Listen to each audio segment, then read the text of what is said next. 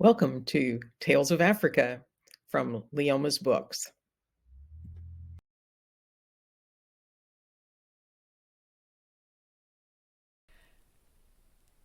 Chapter 1, The Arrival.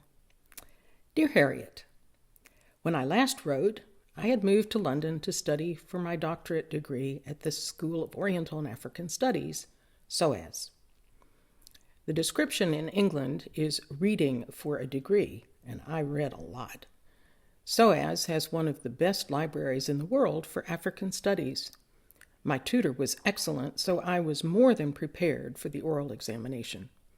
I had two examiners, an internal from the University of London and an external from the Netherlands.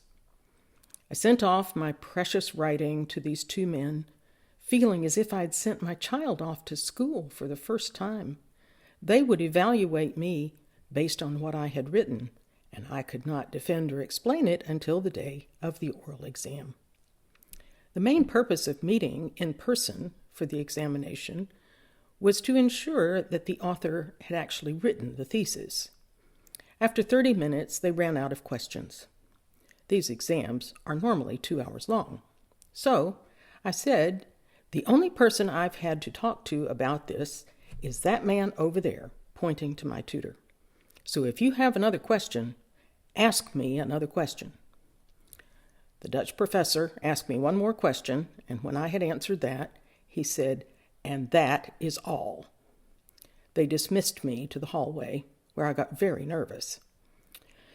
What if they hadn't liked what I had said?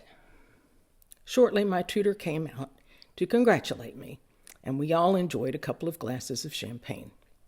Traditionally, PhD students must change something about their exam. I had to change my full stops, or periods, in relation to my quotes, a simple task to complete. I had attended a friend's MA graduation in the Royal Albert Hall a few months before I finished. As I watched innumerable students bowing and curtsying to the Princess Royal, I found my Americanness rising within me. I decided not to curtsy to anyone, so I skipped my graduation and had them mail my diploma. During my time in England, I not only gained a degree, I also met Janice during her training course. She had taken early retirement from teaching and joined SIL. Her training with SIL was mother tongue education, or simply literacy. We got on well despite her being a few years older. We spent months getting acquainted before she agreed to join me in Khartoum.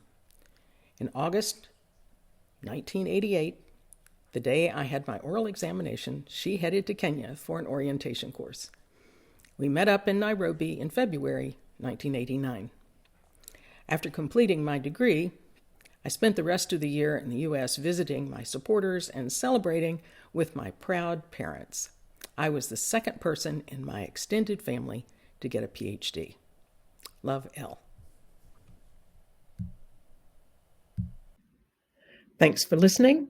Be sure to like and follow, subscribe, and look for free stuff on leomasbooks.com.